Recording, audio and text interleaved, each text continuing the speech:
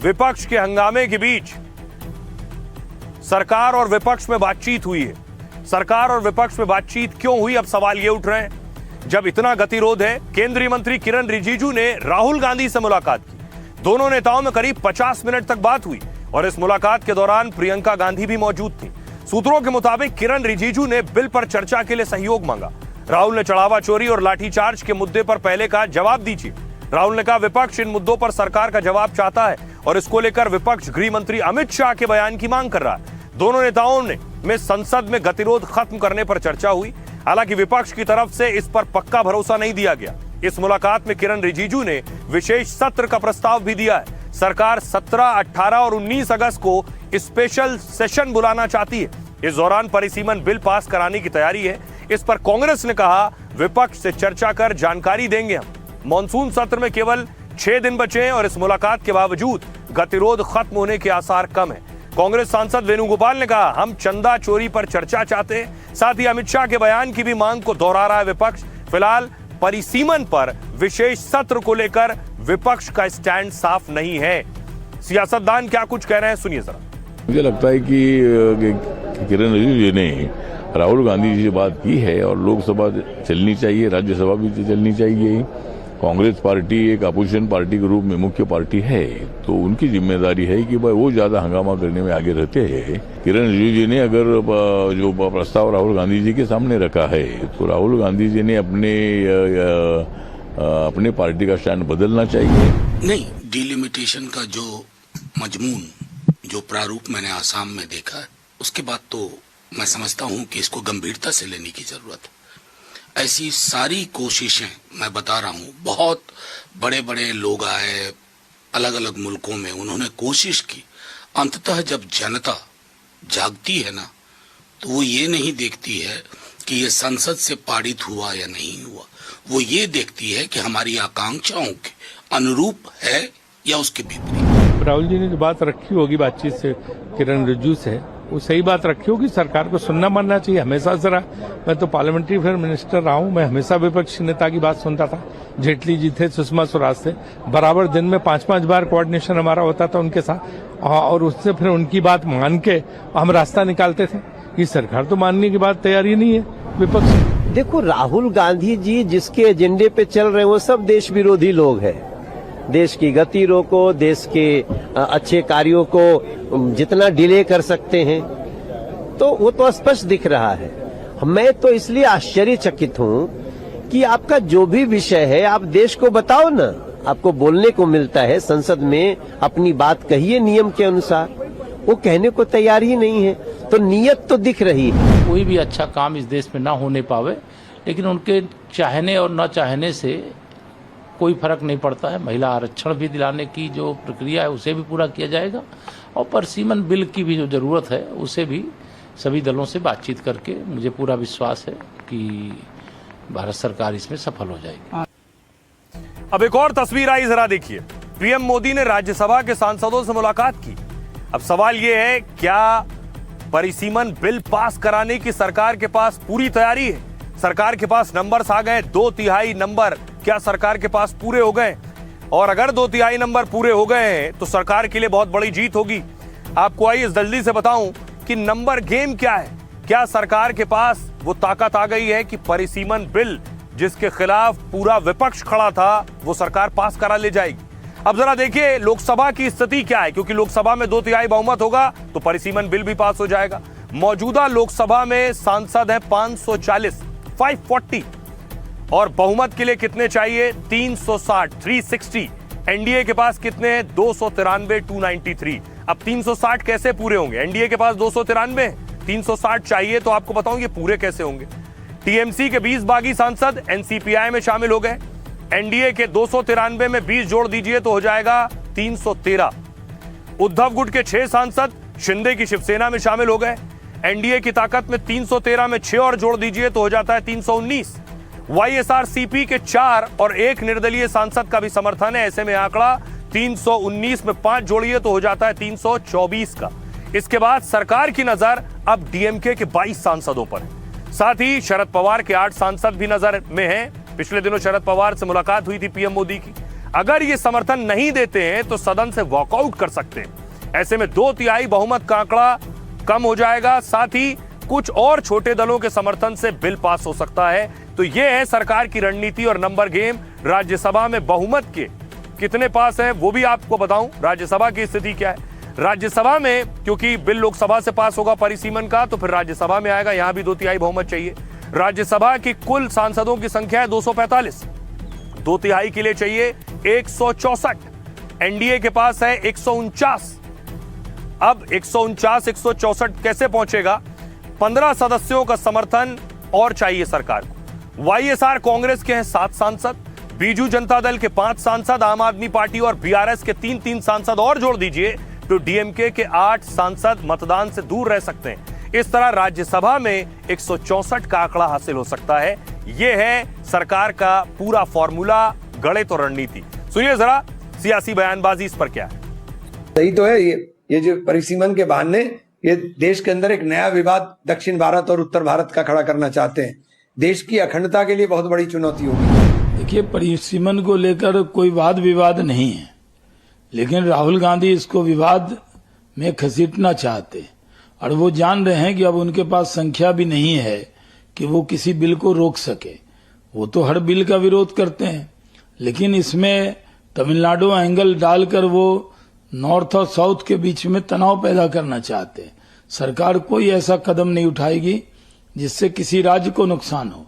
एक पैमाने पर, एक पैरामीटर पर सरकार निर्णय करेगी जो सबको सीधा। डिलिमिटेशन बिल के बारे में हमारा यही रवैया है कि हम इसको कभी सपोर्ट नहीं करेंगे, क्योंकि डिलिमिटेशन के बहाने ये जरिए मैंडरिंग करके हर कॉन्स्टिट्यूशन टुकड़ा टुकड़ा करना चाहते हैं, जो आसाम में किए, जम्मू कश्मीर में किए।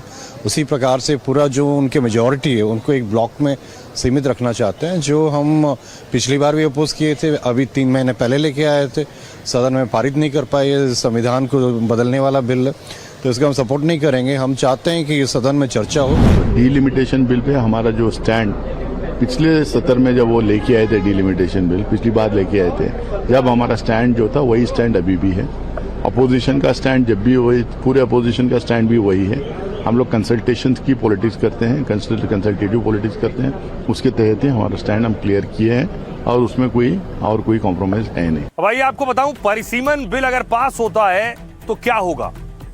परिसीमन बिल पास होने पर लोकसभा की 50% सीटें बढ़ जाएंगी, 50% सीट डबल हो जाएंगी सीटें। इससे लोकसभा सीटों की संख्या सोचिए 850 पहुंच जाएगी। 850 सांसद हो जाएंगे लोकसभा में अकेले। राज्यों की सीटें 815 और केंद्र शासित प्रदेशों में 35 सीटें होंगी। इनमें से 272 सीटें महिलाओं के लिए आरक्षित होंगी।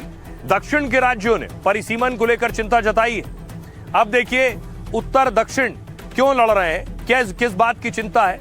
उत्तर के राज्य जिसमें हिंदी भाषी सांसदों की संख्या लगभग 543 में हो जाएगी और 815 में हिस्सेदारी बढ़कर 311 हो जाएगी। जो बात मैं कह रहा हूं कि 207 सीटों से बढ़ जाएगा, आगे ज्यादा बढ़ेगा और इससे उत्तर भारत की जो ताकत है वो बढ़ जाएगी और दक्षिण भारत को लगता है वो कमजोर हो जाएगा। यानी बड़ी बात यह है कि 207 जो सीटें वो 315 तक पहुंच जाएंगी। उत्तर भारत की ज्यादा होंगी, दक्षिण भारत की कम होंगी। उत्तर भारत की स्थिति है कि अभी 543 सांसद होते हैं लोकसभा में, इसमें से 207 जो है वो उत्तर भारत के होंगे। 815 सीटों में हिस्सेदारी बढ़कर 311 हो जाएगी। दक्षिण भारत में देखिए सांसदों की मौजूदा भागीदारी 129 है, 815 सीटों में ये बढ़कर 195 हो जाएगी। आरक्षित सीटें हटा दी हैं और केंद्र शासित प्रदेशों की सीटें हटा दी। अभी उत्तर के हिंदी भाषी राज्यों में कुल लोकसभा सीटें हैं 207। अगर 50% सीटें बढ़ती हैं तो यह आंकड़ा 311 हो जाएगा। वहीं दक्षिण के राज्यों की कुल लोकसभा सीटें 129 है। अगर यहां 50% सीटें बढ़ती हैं तो यह आंकड़ा 195 होगा। अभी उत्तर और दक्षिण की सीटों में 78 सीटों का अंतर है। 50% सीटें बढ़ने पर यह अंतर 116 सीटों का हो जाएगा। सुनिए जरा गृह मंत्री अमित शाह ने परिसीमन बिल को लेकर संसद में क्या कहा था, वो देखिए। दक्षिण का जो पूरा नैरेटिव बनाया जाता है उसको अगर हम सोचते हैं तो अभी 543 सीटों में जो आपके द्वारा बनाया गया है उसमें 129 सांसद इस सदन में बैठते हैं। मान्यवर, लगभग 23.76% दक्षिण के सांसदों का यहां शक्ति है। अब 50% वृद्धि होने के बाद 129 की जगह 195 सांसद बैठेंगे और उनकी शक्ति 23.97% मतलब 24% होगी। तो शक्ति बढ़ नहीं रही है, कम नहीं हो रही है, बढ़ रही है। अब दूसरी तरफ देखिए कि सरकार ने आज कोशिश की कि बातचीत हो और संसद का घमासान खत्म हो। संसद का मॉनसून सत्र हंगामे की भेंट चढ़ रहा है। बड़ी बात यह है, नुकसान किसका हो रहा है? इससे नुकसान करोड़ों का, कॉमन मैन का, जो आम आदमी है उसके टैक्स के पैसे का नुकसान हो रहा है। संसद में देखिए नुकसान क्या है। हंगामे के बीच करोड़ों का नुकसान होता है। कैसे, ये देखिए जरा। संसद सत्र की शुरुआत से ही दोनों सदनों में हंगामा जारी है। विपक्ष छात्रों पर लाठीचार्ज, चढ़ावा चोरी जैसे मुद्दों पर आक्रामक है। लेकिन हंगामे की वजह से संसद की कार्रवाई जब ठप होती है, नुकसान होता है, क्योंकि इसे चलाने में हर मिनट लाखों रुपया खर्च होता है। अनुमान के मुताबिक करीब 2.5 लाख प्रति मिनट खर्च होता है। 1 मिनट में 2.5 लाख। इस हिसाब से 1 घंटे की कार्रवाई का खर्च करीब 1.5 करोड़ रुपए है। सत्र के दौरान प्रतिदिन करीब 6 से 9 करोड़ रुपए तक का खर्च बैठता है। खर्च तब भी होता है जब संसद में हंगामा होता है या गतिरोध जारी रहता है। ऐसे में हर बाधित मिनट को टैक्स के पैसे की बर्बादी के तौर पर देखा जाता है। दरअसल संसद चलाने में होने वाला खर्च कई अलग अलग मदों में जाता है। इसमें सांसदों के वेतन और भत्ते, संसद सचिवालय के कर्मचारियों का वेतन, सुरक्षा व्यवस्था, तकनीकी स्टाफ, संसद में रखरखाव का खर्च शामिल है। साथ ही सत्र के दौरान सुरक्षा, प्रशासनिक कामकाज पर भी खर्च होता है। हालांकि समय और साल के अनुसार इस खर्च में उतार चढ़ाव आ सकता है। इस हंगामे पर सरकार क्या कुछ कह रही है, वो सुनिए। जब राम मंदिर बन रहे थे तब भी काला पट्टी बांध करके इन्होंने राम मंदिर का विरोध किया, लेकिन यहाँ संसद परिसर में आकर के इन्होंने नाटक जो किया उससे हम लोग दुखी हैं। अध्यक्ष महोदय जी, मैं चाहता हूँ कांग्रेस पार्टी, समाजवादी और कम्युनिस्ट पार्टी देश से माफी मांगे और भगवान राम को जो उन्होंने अपमान किया उसका भी माफी मांगना चाहिए। आप कौन सा एग्जाम्पल सेट कर रहे हैं? ये एग्जाम्पल भविष्य के लिए क्या बनेगा? संसदीय कार्य मंत्री की बात आप माने, आप सदन को आप इस बिल को खाली करें ना। आखिर संसदीय कार्य मंत्री ने कहा कि KC Venugopal ji, he is a very good person but he is not enough capable to just for all of you, कि आप उनका कहना नहीं मान रहे हैं। आप केसी वेणुगोपाल जी का कहना तो मानिए, आप बिल तो छोड़िए, तब तो हम सदन चलाएंगे। ये शाम ये नहीं, वर्षा आप कृपया इस बिल को खाली करें। एक तरफ संसद में हंगामा चल रहा था और इस हंगामे के बीच एक और बड़ी खबर आई। पीएम मोदी की पोस्ट हटाने पर मेटा चीफ जकरबर्ग ने माफी मांगी है। आपको याद होगा प्रधानमंत्री नरेंद्र मोदी ने एक वीडियो बनाया था, उस वीडियो को ब्लॉक कर दिया गया फेसबुक की तरफ से, जिसके बाद सरकार ने एक्शन लिया। मेटा ने उसके बाद उस वीडियो को वापस रिट्रीव किया और रिस्टोर किया। अब सरकार ने इसे उच्च स्तर पर उठाया तो खुद मेटा के चीफ जकरबर्ग ने माफी मांगी।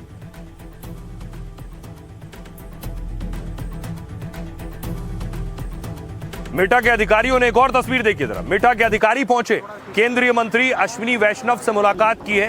ये तस्वीर जो आप देख रहे हैं मेटा के अधिकारी हैं और सरकार ने जब शिकायत की और गुस्सा जाहिर किया तो मेटा के अधिकारी मिलने के लिए पहुंचे केंद्रीय मंत्री से।